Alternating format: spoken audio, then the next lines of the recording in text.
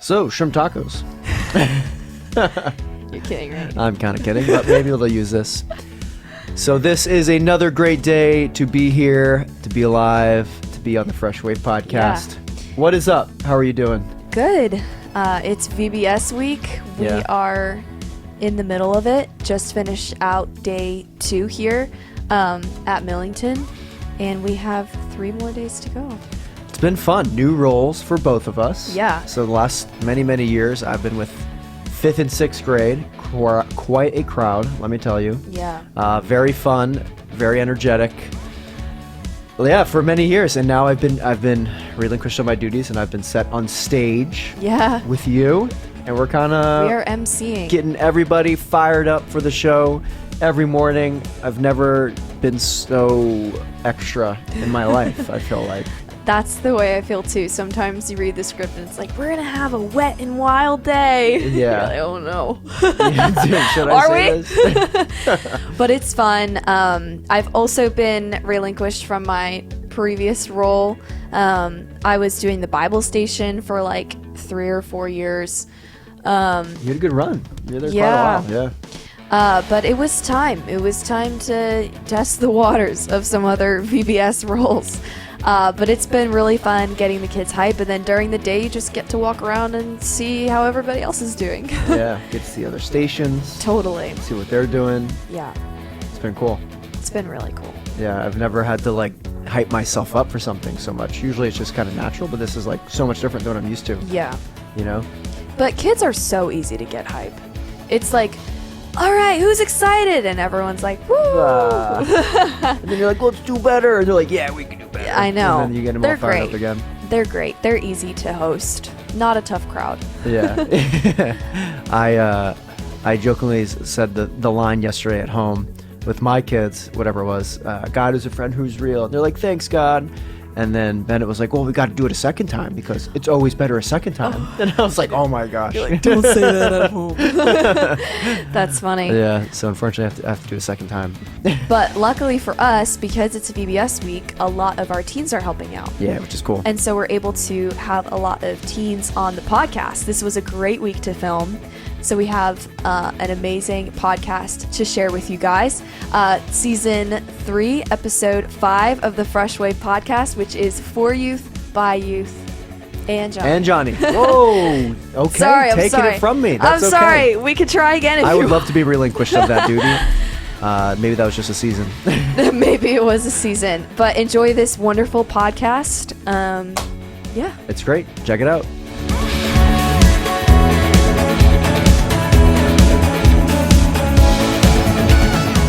Well, we are here. We are color coordinating. We are matching because we just love maroon. What would you call this?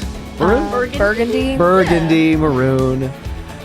Because we all just decided to do that today. But we are in the middle of our VBS week, which has been fun. Has it been fun? Yes, Has been very fun. Yeah, cool. It's been an awesome week. VBS here, 160 something kids. We're in the middle of the craziness, good craziness, all for the glory of God.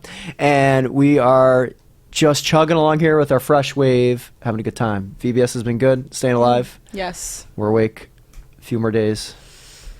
Yeah, we're like almost halfway through. Yeah, we're cruising. Yeah. We're cruising.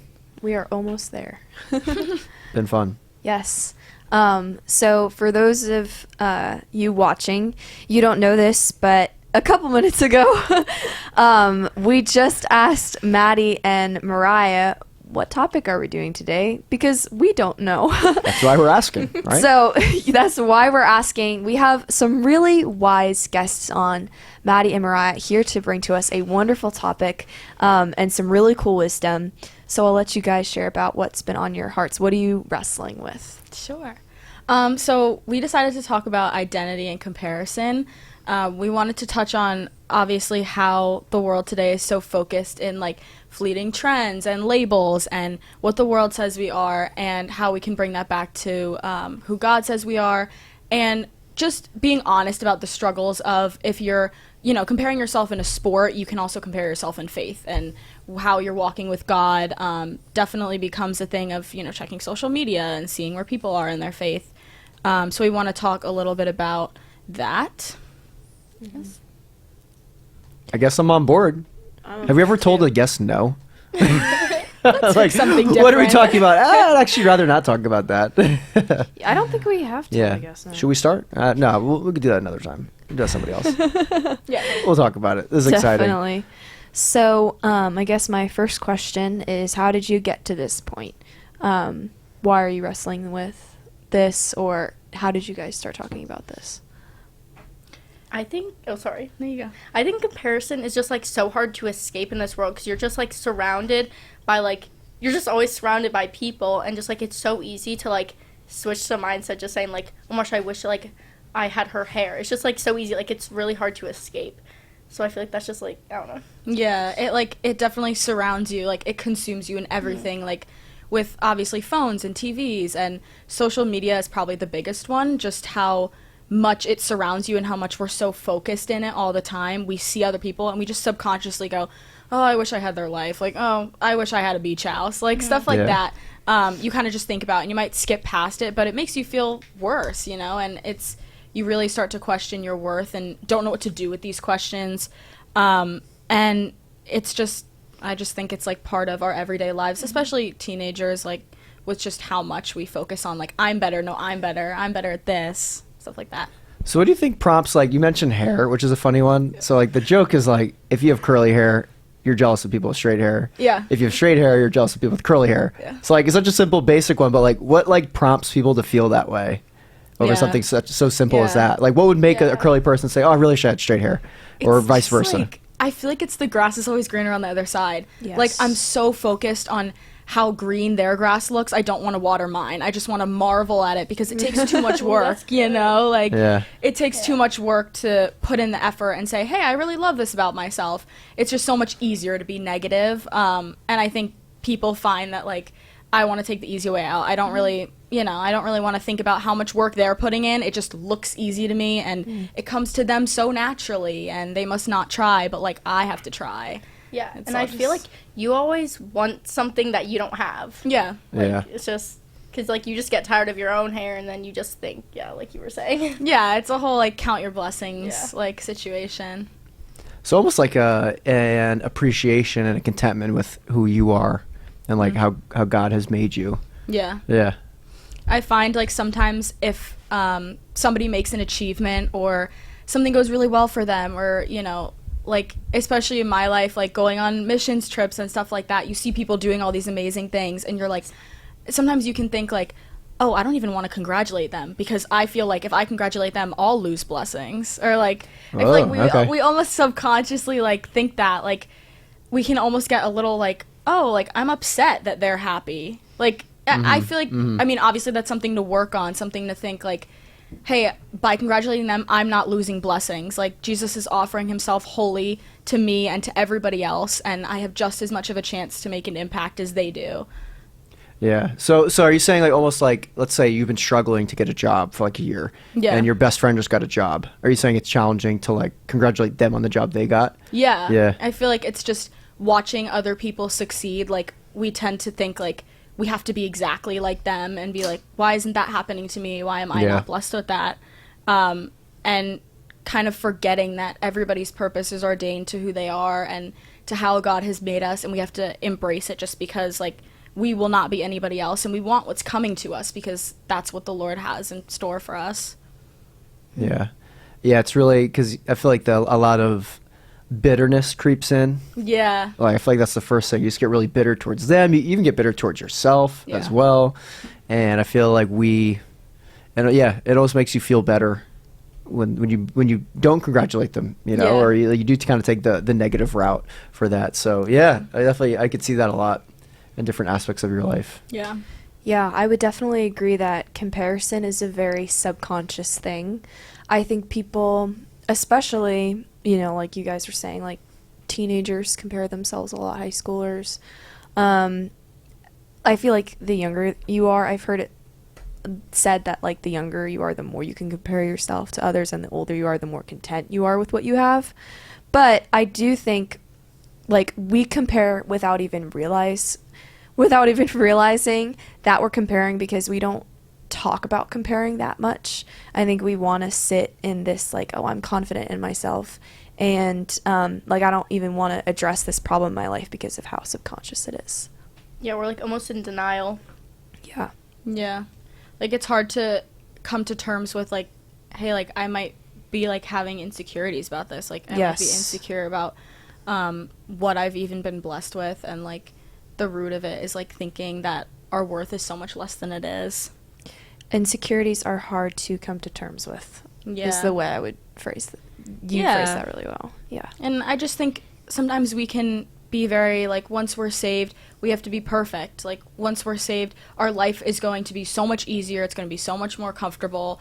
And it might be the exact opposite. And we're thinking like, hey, like, well, now I have to perform for other people. Like even on social media, I see like, you know, Christians try to perform like we're perfect, or it might be even just like so gullible to be like, oh, their life's perfect because they're posting this and they look so happy and content, and like now I have to be perfect, so now I'm gonna start performing like I'm this perfect Christian and make it seem like my life is so great, like when it's really just like, hey, like people are struggling with things every day, we're falling short every day, and we're not going to be perfect, but that's where like the grace of God steps in.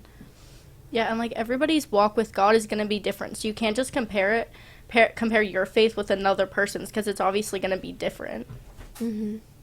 So I have a Bible passage that I think really deals with what we're talking about. I read it like a month ago, and I was like trying to remember what it was. So it's Psalm 73, and it's literally talking about what we're speaking about right now. And it says this. It says, "Truly God is good to Israel, to those who are pure in heart. But as for me, my feet had almost stumbled, my steps had nearly slipped. For I was envious of the arrogant when I saw the prosperity of the wicked. For they have no pangs until death, their bodies are fat and sleek. They are not in trouble, as others are. They are not stricken like the rest of mankind. Therefore pride is their necklace, violence covers them as a garment," and so on and so forth. But you see the psalmist here literally looking around and being like, why is that person seem to be very blessed? Why is that person not struggling? That person's got lots of food and money and things are going well. So you know, it's not something that is new. You know, I think it's something that everyone has been dealing with since, you know, thousands of years. And you could turn that, since you're talking about comparing in faith as well, you could compare that and start viewing God negatively based off of that, which is a route you don't want to go down. Yeah. I agree with that. Yeah, I think going off of that, I think the environment that you can be in as well can foster a lot of comparison. Like for me, I guess the thing that I thought of is I went to private school in high school, which I was so lucky to go to. But it was in a very wealthy area. And so one thing that I always struggled with is a lot of my friends just really had no financial struggles at all in their lives. And that was really rough for me to like kind of see, and I'm really blessed, but it was hard to kind of listen to like their parents pay for everything and can afford everything, and they want to go to these really expensive colleges, no problem. And that was always hard for me because I was always in a very like environment where I would constantly compare myself because I was kind of different than a lot of people around me. And so I think sometimes our environment can play a part in how we're comparing.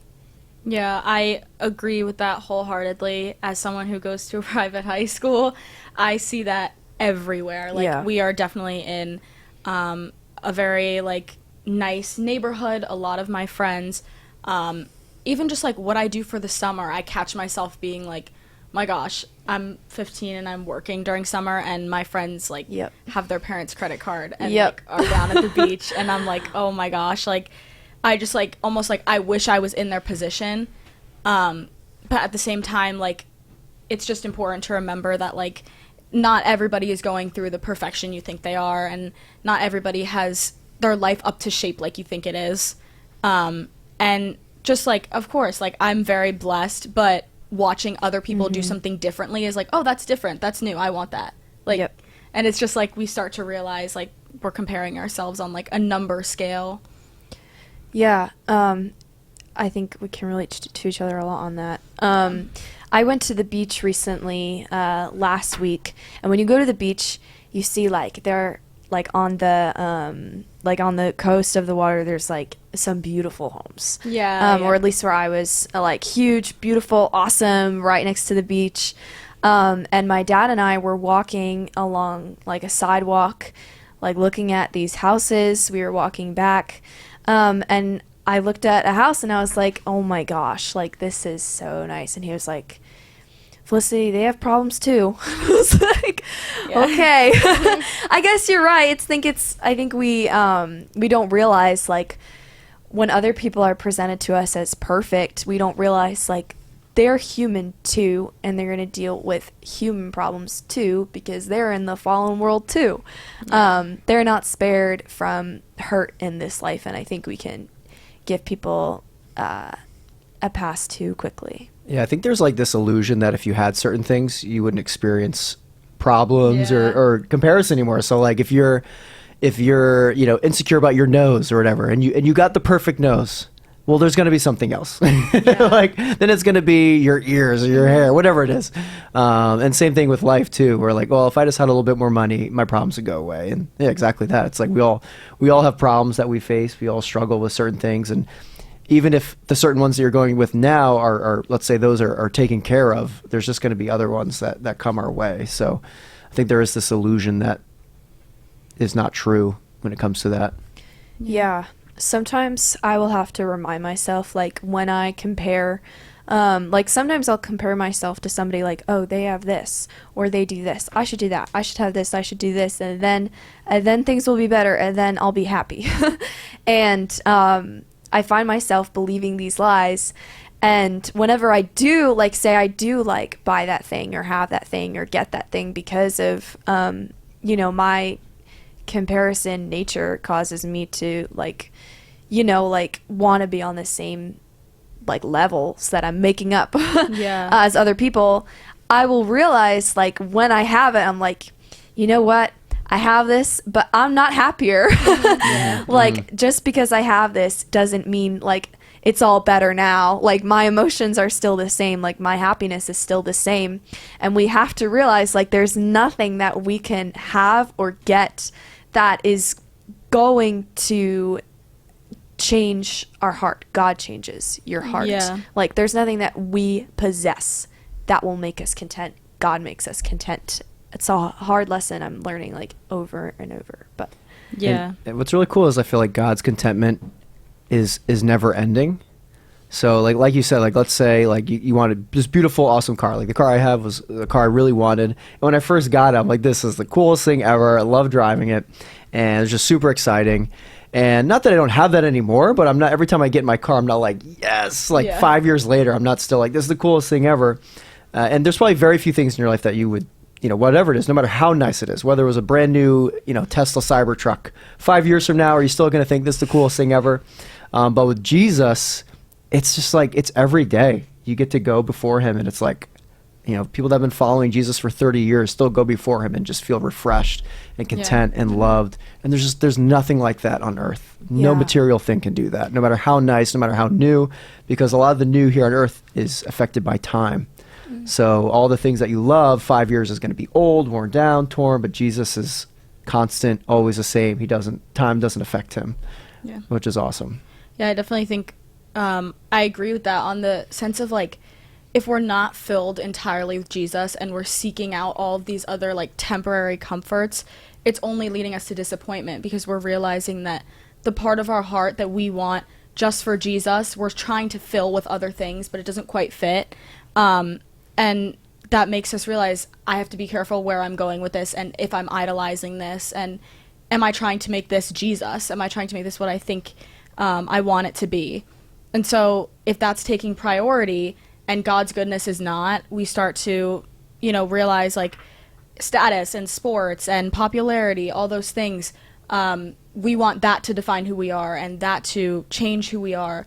But in reality, we have to focus on how if all those things take priority, then we can't believe what Jesus says about us. We can say, oh, like, I have eternal life, and I'm beautifully and wonderfully made, and God cares for me so much, and he's always there to pick me up when I fall. But if other things in your life are holding that first place of, I want that car, I want that house, I wish I didn't have to do this, I wish I didn't have to do that, then we can't believe those things. We can't let that transform our life. We can say truth all we want, but then we're not living it because it's not taking priority in our life. Yeah, I just watched this interpretive, like, dance skit where That's cool. where I don't even know how to explain it, but she was like getting caught up in like all this money and fashion and everything, and like every time like a new idol came, like she just kept on like getting further and further from God, but like God still came in the end. I don't know, like I just watched it. I enjoyed the skit, but it was like crazy like to put it in that form of just like everything, like you try and fill it up with like every single thing and like just nothing works. Yeah, I feel like we have to start being careful about how much we testify about the things in our life. So I think a lot of people testify like, because of this thing that I started to do, or because of this thing that I have, or even because of this person in my life, like now I'm so much happier, or I'm so much blank, or I'm so much blank. I don't know if that makes sense, but I think people testify about things that are not God that changed their life. And we have to be really careful about that, because we'll look at that and we'll be like, oh, like I can easily get that, or I can easily start doing this, and that is what will make me content. And this is a conviction that I have, like I try not to testify about like things changing my life so much, because I know that the way that things impact us are so temporary, but God's impact on us is not temporary. We can testify about God because he's always bringing us contentment, but the way that things bring us contentment is so fleeting. Ecclesiastes is a great book for this, if you guys want to read it. But I think we have to be careful not to testify about anything other than God that makes us content. Yeah, even inside the Christian faith, like when people talk about like going places or doing things, we kind of get caught up in the works more than how Jesus is on our heart. So I think we need to be careful about how we're saying, oh, I need to do this every year because this is what's going to give me fulfillment. Even if it's stuff that you're doing for Jesus, you might have the wrong intentions about if you're doing it for his glory, or doing it to look good to other people or people online, or you think that you're performing perfection for God, and you think that you're doing everything perfect just because it doesn't turn honest anymore. Then it just becomes very prideful and very stuck up about the works we're doing, instead of staying humble and being vulnerable about the things how we want to open up to God, how we're worshiping him, and just how like that can make other people think, hey, if I do this, like everything will be good. Instead of going to Jesus, I'm just going to go on this trip. Instead of going to Jesus, I'm just going to go to this person and they'll tell me everything. I think that can also be obviously an idol to us. This is what it says in Philippians 4.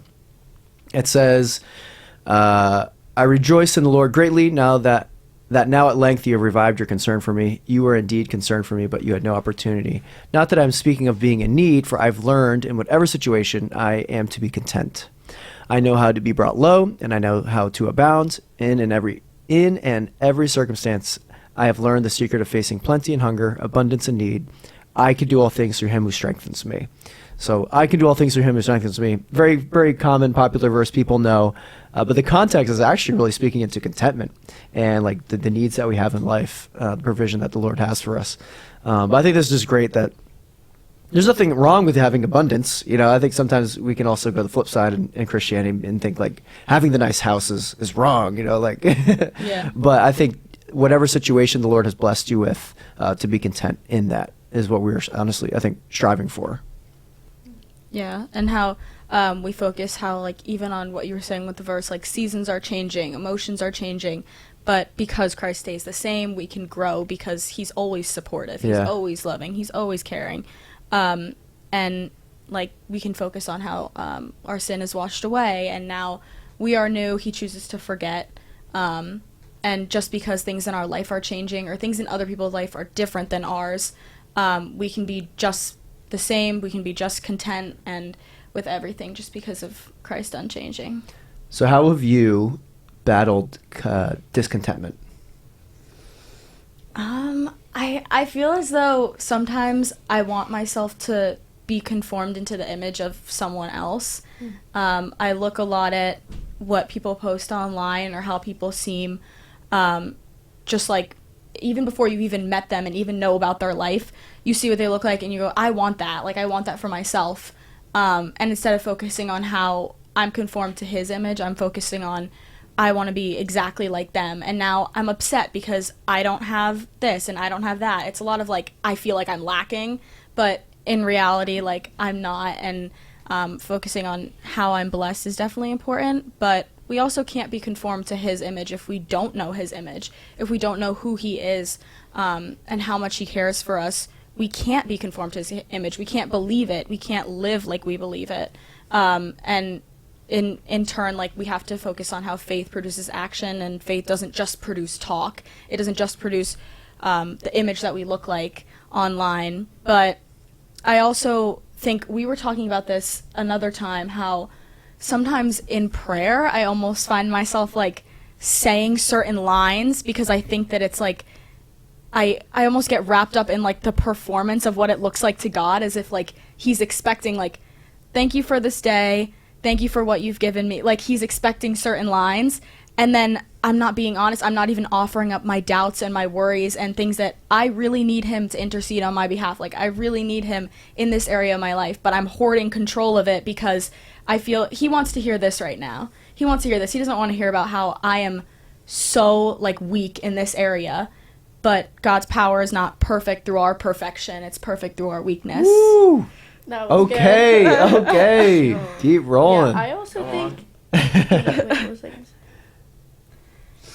Shoot. We were talking about like being perfect in prayer and how we look. I also Yeah. think. Sorry, thank you. Yeah. I also think you act like you know God more than like he knows himself. Does that make any sense? Like, you kind of like assume that God wants to hear this, or like, I don't know if that makes any sense. Yeah, like we assume that he wants to hear us saying these lines Yeah. and singing these songs, and I definitely know that worship is not supposed to be perfect, and I feel like we had talked about it in youth group one time about like raising your hands at the right time and singing loudly on this line, and worship is not perfection. It's spirit and truth. It's supposed to be truth. And if the only thing true in your life at that point is your weakness, that's what we should be offering.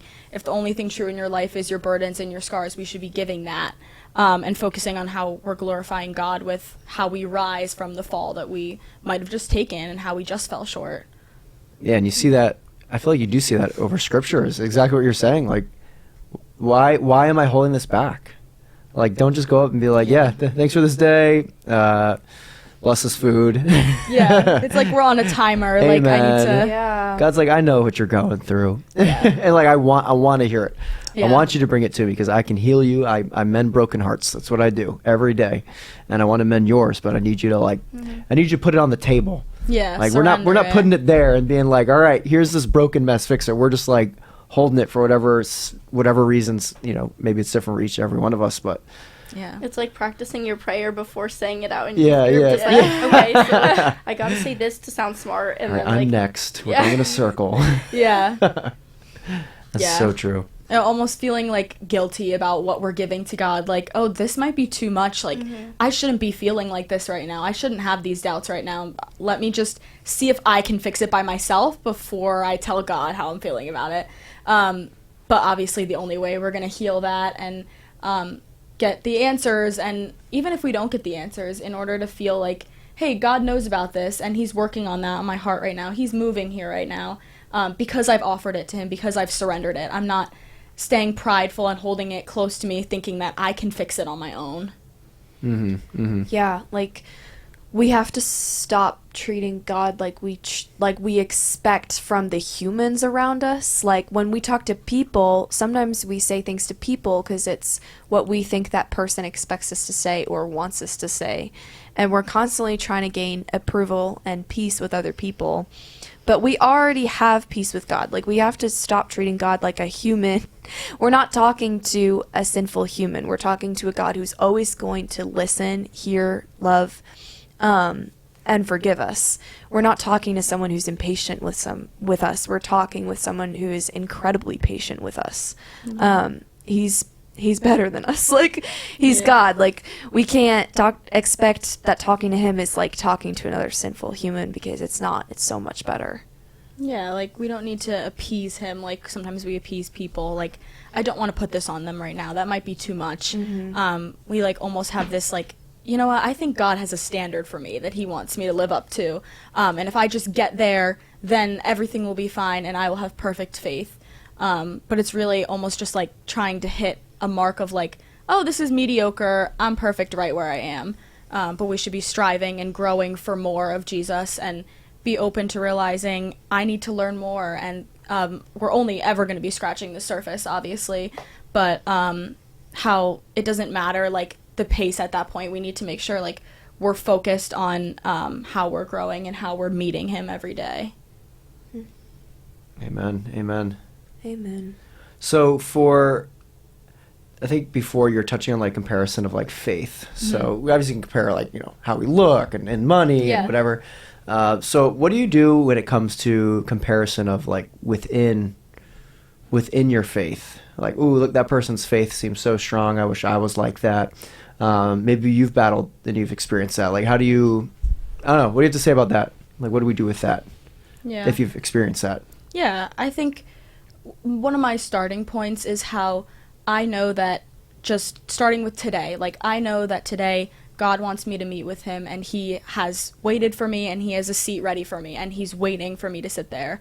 And he's not waiting for, oh, that seat's taken, I don't want you coming. I'm waiting for this person. I'm waiting for this girl or this guy to come sit with me, not you. And we have to focus how he wants us to sit there with him and just offer all we have, because there's nothing he can't use. There's nothing he can't turn around and make good. There's no areas of our life that he can't move in. And he's ready to work on what we offer to him. So I have to focus on, I'm going to offer all of this today, even if it's not perfect, because I want him to work here. Of course I do. Like, I know he can turn it around and make it beautiful. So that's definitely a focus for me, like, just getting through, like, that day-to-day point. Yeah. Yeah, I also tend to, like make it a routine, kind of. Like, okay, like, oh, after, like, once it turns 8:30, I'm going to read my Bible. But, like, I feel like we should be setting our schedule around, like, our God time, I guess. Not, like, we shouldn't be setting God time around our schedule. Did I say that right? Yeah. Okay. You're good. Oh, yeah, I know what you mean. I just got that. Yeah, no, we get it. Like, prioritizing, like, your time and your schedule. Yeah. I think you have to look at certain things as, like, encouragements in some sense. So, like, you know, like, went to the Passion Conference in January, and this guy just gives this crazy testimony, like, oh my gosh, you know, 5-year-old daughter tragically dies and all this crazy stuff. It's just like everyone in the room's just crying, and you could easily be like, wow, I don't have that kind of faith. And I think you could easily turn a really cool, impactful moment, because, like, at the end of the day, it's like, wow, that was really encouraging to me. You could turn it into, I don't have that. How am I ever going to have that? You know, I can imagine losing one of my kids. But using that as an encouragement, like, look what God can do. Look what God can do for you in your time of need and your struggle. If he could do this for me, he could do this for you, you know. So I think your perspective of things is huge, and how you view the Lord, how you view struggles, how you view testimonies, and all that. So I think just realigning your heart with God's will and what he has for you. Yeah, like, setting that mindset that God hasn't forgotten about us, and that he has a role that's perfectly for us, and we want to embrace that role instead of trying to seek out someone else's. And just, like, focusing how we want what's coming to us. Yeah. I feel like sorry. No.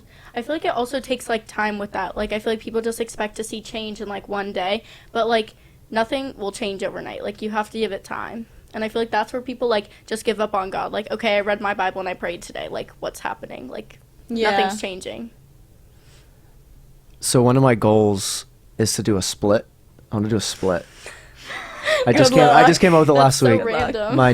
My niece was doing splits, and I was trying to do splits. It was not great. Actually, my front split was okay. I was kind of close. My side split was horrible. Split. Yeah. Wait, Is that, like, the middle Like, where your leg split? goes forward, and then there's one where, like, your legs go to the sides. Oh. The ones where your legs go to the sides the is middle very split, bad. yeah. Middle split, very bad. And I was like, I want my goal is to get a split. And so I was literally Googling yesterday, like, what are certain stretches I should do to get my goal of a split? And it literally was like, you're not going to do this tomorrow. It was just like, it was literally like, do this every single day, and you'll slowly see, like, you know, whatever, your muscles and stuff, like, slowly become more flexible, and, like, you'll slowly get it. But yeah, I mean, I feel like literally just kind of what I was going over in a more, like, a physical stance of, like, all right, I want to do the split, but it might take a month. Yeah, so funny. So I think, like, with this, too, it's like, you can't expect certain things to happen in your timing, whether that's like, I want this to be over now. Obviously, it's probably majority of the times we want things as now. But just to be patient, trust God's timing, trust his plan, and when he wants it will be in the perfect timing. Yeah. But you have to remind yourself that's what you want. Yeah, that's a good point. I think it kind of goes along with when people are like, oh, I'm in my waiting season. Like, people say that a lot. They're like, I'm in my waiting season for this desire and this desire and this desire. And so I'm just going to sit here and wait until it happens. Wait until I'm old enough. Like, wait until I'm ready. But in reality, like, we should be using those seasons because every chance is a chance to grow. And it doesn't matter, like, same thing with sin, like, when people compare their sin, I think it's a lot of, like, we have to realize how just because they're struggling with this sin or this sin, like, we're still all falling short in the same amount. Like, God's glory doesn't cover you any less because you've done this sin instead of this one. And he's still working on you, and he's still giving you something to learn every time, no matter what it is. And just how, like, if we are focusing so much on comparison, then we stop feeding into our faith with God, and we're just feeding into, like, these negative mindsets that are just like, I'm just going to fall down this rabbit hole because I don't really feel like fueling my faith right now. I just want to fuel this desire to feel bad about myself, and we don't even notice it. And, like, we think that those thoughts, like, oh, like, I'm just saying, oh, much that girl's hair is so much better than mine. Like, you think that that'll just, like, it won't affect you. But it, like, slowly, like, lowers your self-esteem. Like, I say, like, as a joke, like, oh, Marsh, I'm so stupid. And, like, Mom was like, don't say that. And, like, I just don't realize, like, those small thoughts can, like, just affect you so much. Yeah, you definitely get broken down by that. Like, the devil tries to break us down a lot with those just, like, little sayings in the back of our head that just are not anything positive or uplifting about ourselves. Yeah, they creep in, they're small, but then you start believing them. Yeah. And then it, like, harbors a weight in you. Yeah. Yeah. Well, this is the point of our show that we like to call Hit me with your best shot. Fire Away. Yeah. Okay, all right. Hey. All right. Thank you. You didn't even know it was coming. You're like, we're doing it. Ready? Ready to Ready. roll. We're back. We are back. We are ready. With Hit Ready Me. to roll with a question Do here. you have- For I can. Okay. My question was kind of Let's like go. related to this week. Sweet. Let's go. It is VBS week. We are diving into friendship with God, which I didn't even know this shirt said that until I just read Mariah's. But I guess my question is, do you guys have a favorite VBS memory, like growing up or helping out or anything like that?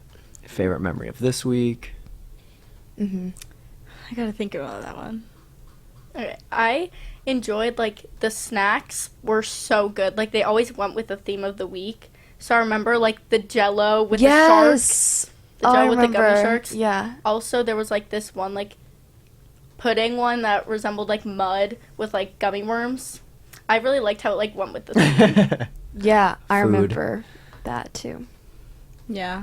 I think mine is probably, well, this week, I signed up for, like, elementary, like, as a crew leader, and Rachel, like, had asked me to do nursery, and I was like, yeah, sure, I'll do nursery, and I didn't really know what to expect, but it turned into something, like, really good, and I love, like, all of them. We came together, we did, like, songs in a circle, and, like, even if they don't understand, they're just, like, sitting there, like, watching us, like, sing, and they're like, what's going on? But you can see they're, like, happy because we're happy singing it, and, like, it's just nice to know that you just, like, brighten their day and can make them feel happy. Yeah. Yeah. Yeah. That's so cool. How about you? Oh, gosh. This week or just everything? Whatever. Well, I went to Millington VBS growing up because I went to a really a small church that didn't have a VBS when I was in elementary school. And then I would also go to a VBS that was at night from 7 to 9 in Manville. So I remember going to those churches. And I think one thing that I always enjoyed about VBS is I would see friends that I would only see that week of the year. So like I would go back to like Millington, which I didn't grow up here. So but I would see like people that I would be friends with that week, and I would be able to reconnect with them, or at the other church that I used to do VBS with. So it's just cool to like meet Christian friends your age during that time. So I agree. that was cool. Nice. Do you have one? I'm trying to think of mine. So I've been the what? The OG Millington VBSs The with the videos, skits. the skits and the videos. Oh my gosh. Pastor Unbelievable. The ones with Yes. Pastor Chad Okay. were so Okay. good. Yeah. As a kid, growing up, there was like incredible skits every day. There were skits and videos, and you looked forward the ending of the day. I couldn't sleep at night. You were like, because I'm dead serious. There would be cliffhangers. It was like you're watching a Netflix 10-episode season. You're like, what's happening in the next episode? And you get up there and be like, what's going to happen to Pastor whoever? And you'd literally be so pumped for the skit because they were so good. At least as a fourth grader, they were good. I wonder if they were actually good, but I still that's all I remember. think it was like hands down. I don't even remember the plots, but I know of like all the shows and things I've watched. Those skits were up there. Yeah, they'd be like, you Militant got to come skits are back up tomorrow there. to find out what happens. It's like, They'd turn on all the lights and they'd have skits and then they'd leave and then they had pre-recorded videos. It was really well done. It was. I always wondered, if they wrote that Like or murder mysteries. it and literally stuff. was like that. It was- but probably not murder mysteries. Well, yeah, something close. Find out who dies tomorrow, kids. Yes. Okay. That was definitely growing up, I do remember that as well. That was cool. The VBS was a cool week, Yeah. even as an adult. And the other side, it's pretty fun. It is really fun on the other side.